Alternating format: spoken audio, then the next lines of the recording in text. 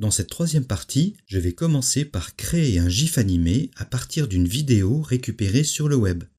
Puis je vais créer un cinémagraphe, un montage d'images fixes et animées. Pour commencer, il faudra pouvoir ouvrir la vidéo dans Photoshop. Sur cette page, je peux voir quels sont les formats acceptés par Photoshop. L'adresse se trouve dans la description de la vidéo. Pour mon exemple, je vais sur le site pixabay.com où je vais dénicher des vidéos libres de droit. Je choisis cette animation de flamme. L'adresse est également dans la description de la vidéo. Je télécharge cette vidéo sur le bureau.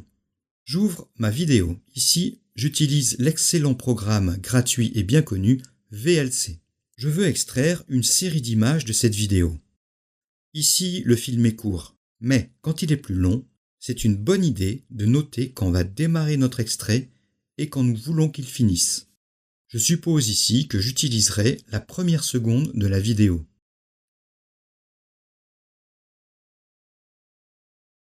Dans Photoshop, dans le menu Fichier, je choisis Ouvrir. Sur le bureau, j'ouvre le fichier flames2336.mp4. L'objet vidéo apparaît dans la fenêtre Calque. La vidéo s'affiche également dans la fenêtre Montage. Si besoin, je fais apparaître cette fenêtre par le menu Fenêtre Montage. Par défaut, ma fenêtre Montage est en mode vidéo. En jargon, elle est souvent nommée Timeline. J'observe un curseur au sommet de la timeline. Si je le fais glisser de gauche à droite, je vois défiler les images de ma vidéo. La vidéo est représentée par une zone colorée située sous des repères de mesure du temps. F signifie frame, image. Je vais pouvoir définir une zone de travail à l'aide des deux curseurs situés au sommet de la timeline. Ils vont me permettre de déterminer le début et la fin de mon animation. Je vais réduire la durée à 1 seconde.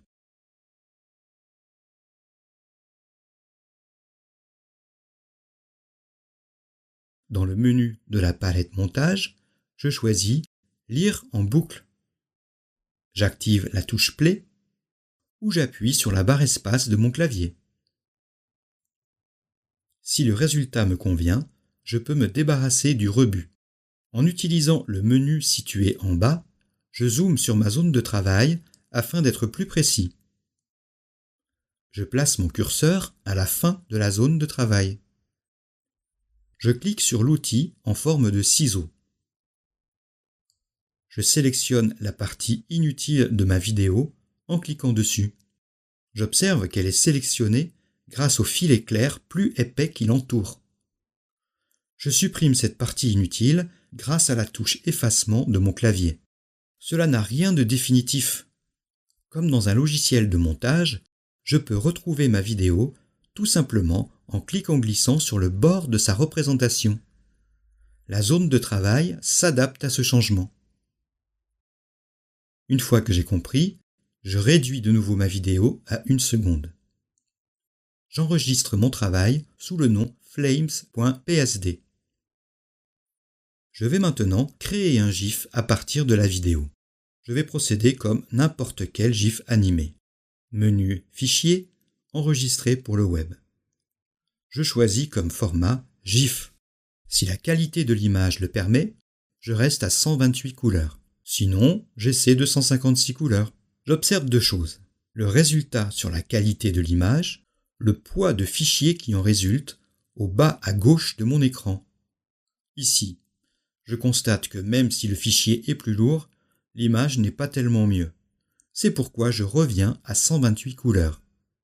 Dans le menu de gauche, je peux changer la façon dont Photoshop construit la palette de couleurs pour créer le GIF. Je peux essayer différents réglages suivant mes besoins. La plupart du temps, le réglage perception donne les meilleurs résultats. En dessous, je peux choisir le tramage, c'est-à-dire la façon dont Photoshop fait du pointillisme pour compenser son nombre restreint de couleurs. Venant d'une vidéo, le réglage diffusion sera le plus approprié, à moins de vouloir des effets bien spécifiques. Encore une fois, je vais réduire la taille du final en passant la largeur à 404 pixels. L'image est plus petite, mais mieux définie. et la taille du fichier diminue, ce qui ne gâche rien. Comme je veux une animation en boucle, je choisis toujours à la place de une fois. En utilisant le bouton juste à côté de Aperçu, je peux prévisualiser le résultat dans mon navigateur. Une fois que j'ai vérifié le résultat, je peux fermer mon onglet, revenir dans Photoshop et cliquer sur Enregistrer. J'enregistre mon fichier sur le bureau. Je retourne dans mon navigateur web, menu Fichier, ouvrir le fichier. Sur le bureau, je sélectionne le GIF que je viens de créer. Et voilà, un feu de bois perpétuel, sans fumée. Je mets mon Mac dans la cheminée et on est prêt pour la soirée romantique. Je vais maintenant aller plus loin et créer un cinémagraphe. C'est un mélange d'images fixes et animées en boucle. L'effet obtenu est kitsch mais rigolo. Je vais chercher une image représentant un personnage avec des lunettes noires. Vous pourrez trouver le lien dans la description de la vidéo. Clique droit sur l'image, enregistrer l'image sous, et j'enregistre l'image sur le bureau. Je retourne sur Photoshop et retrouve mon fichier flames.psd. J'enregistre ce fichier sous un autre nom, cinémagrapheflames.psd. Je vais importer cette image fixe sur ma vidéo. Je veux que mon personnage apparaisse au début. Dans ma palette montage, je m'assure que mon curseur est au début de l'animation. Je veux importer mon personnage, mais je ne veux pas l'incorporer dans la vidéo. C'est pourquoi, dans la palette calque, je prends soin de désélectionner le calque groupe vidéo 1 en cliquant dans l'espace vide en dessous. Puis je vais dans le menu Fichier, Importer.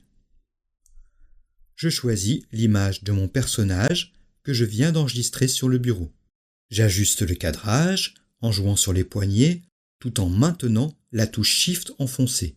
Puis je valide dans la barre de contrôle ou avec la touche Enter de mon clavier. Dans ma fenêtre montage, je zoome arrière et j'ajuste la durée de mon image fixe à la durée de la vidéo qui se trouve en dessous.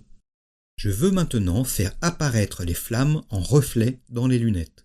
Je vais créer un masque de fusion. Je veux créer un effet réaliste, avec un respect des reflets déjà existants. Pour cela, je vais créer un masque de fusion par copier-coller. Je vais commencer par dupliquer le calque qui contient mon image fixe. Clique droit sur le nom de ce calque, dupliquer le calque. Je le nomme masque lunettes et clique sur OK. Mon masque est un objet dynamique, comme me le montre l'icône présente dans la palette des calques. Je veux une image pixelisée pour pouvoir la copier dans mon masque de fusion plus tard. Clique droit sur masque lunettes, pixeliser le calque. L'icône d'objet dynamique disparaît. Mon objectif est de masquer uniquement la couleur sombre à l'intérieur des lunettes. Il faut donc créer à partir de cette image, une image en noir et blanc, avec uniquement la partie sombre des lunettes en noir, tout le reste en blanc. Pour la suite, j'ai besoin de voir uniquement le calque masque lunettes.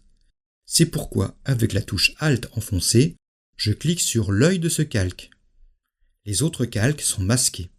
Je zoome sur les lunettes. Avec l'outil Sélection rapide, je sélectionne l'intérieur des lunettes. Menu Sélection, Intervertir. Maintenant, c'est l'extérieur des lunettes qui est sélectionné. Je vais remplir cet extérieur en blanc et je vais utiliser pour cela une technique avancée qui a le mérite d'être très rapide. Dans ma barre d'outils, juste au-dessus de mon choix de couleur, je clique sur le bouton de couleur par défaut. Ma couleur de premier plan est maintenant le noir et ma couleur d'arrière-plan le blanc. Je clique sur la flèche qui sert à permuter les couleurs de premier et d'arrière-plan. Ma couleur de premier plan est maintenant le blanc. Pour remplir rapidement avec la couleur de premier plan dans Photoshop, il est rapide d'utiliser le raccourci clavier Alt Efface. C'est très productif. On peut aussi utiliser le menu Édition Remplir. Je désélectionne avec le menu Sélection désélectionner ou raccourci clavier Commande D, CTRL D pour les PC. Je vais régler au mieux le passage en noir et blanc en utilisant le menu Images, Réglages, Noir et blanc. Je choisis comme paramètre prédéfini Noir maximal et je clique sur OK. Je dézoome avec le raccourci Commande 0, CTRL 0 pour les PC. Je peux également choisir Affichage, Taille écran. Je sélectionne toute mon image avec le raccourci Commande ou CTRL A. Je copie l'image avec Commande ou CTRL C. Je peux faire réapparaître les autres calques en maintenant la touche Alt enfoncée et en cliquant de nouveau sur l'œil de masque lunette. Je relâche la touche Alt et je masque le calque masque lunette. Je sélectionne le calque contenant mon image fixe et je lui ajoute un masque de fusion en utilisant le bouton qui se trouve au bas de la palette calque. Mon masque de fusion apparaît. Pour l'instant, c'est un aplat blanc qui laisse apparaître toute l'image. Pour coller mon image de lunette, il faut cliquer sur l'onglet Couche. En général, il se trouve à côté de l'onglet Calque, dans le même panneau. Si ce n'est pas le cas, on a toujours le moyen de passer par le menu Fenêtre, Couche. Comme le calque contenant le masque est sélectionné, je vois au bas de ma fenêtre apparaître ce masque. Je sélectionne ce masque en cliquant sur son nom. Je le rends visible en cliquant sur son œil. Je masque les couches RVB en cliquant sur l'œil de la couche qui les rassemble en haut de mes couches. Menu Édition, Coller ou raccourci Commande ou CTRL V. Et voilà, j'ai créé mon masque d'après mon image. Attention, maintenant je vais masquer la couche et faire réapparaître les couches RVB. Il ne faut pas oublier de faire cela avant de cliquer l'onglet Calque, sinon on risque une certaine confusion. Il suffit de cliquer sur le nom de la couche RVB. Les 3 couches réapparaissent et la couche contenant le masque est masquée. Je peux cliquer sur l'onglet Calque. Je veux voir le résultat en taille réelle. Menu Affichage, taille réelle des pixels. J'active le bouton Play de la fenêtre de montage. J'observe que les flammes ne sont pas placées de la meilleure façon par rapport aux lunettes. Je stoppe l'animation. Je sélectionne le calque Groupe Vidéo 1 et à l'aide de mon outil Déplacement, j'ajuste sa position de façon à ce que les flammes soient bien visibles dans les lunettes. Je teste l'animation. J'enregistre mon PSD. De nouveau, je vais générer mon GIF à partir de mon PSD. Fichier, enregistré pour le web. Format GIF, perception, diffusion, couleur 256. Je réduis la taille à une largeur de 404 pixels. Je teste dans mon navigateur. Je peux fermer mon onglet. Je reviens dans Photoshop et clique dans Enregistrer. J'enregistre mon GIF sur le bureau. Je retourne dans mon navigateur. Je choisis menu Fichier, Ouvrir le fichier. J'ouvre mon fichier sur le bureau. Et voilà. J'espère que ce tutoriel vous a été utile. Si c'est le cas, abonnez-vous et vous serez prévenu des prochaines publications. N'hésitez pas à laisser des commentaires. À très bientôt.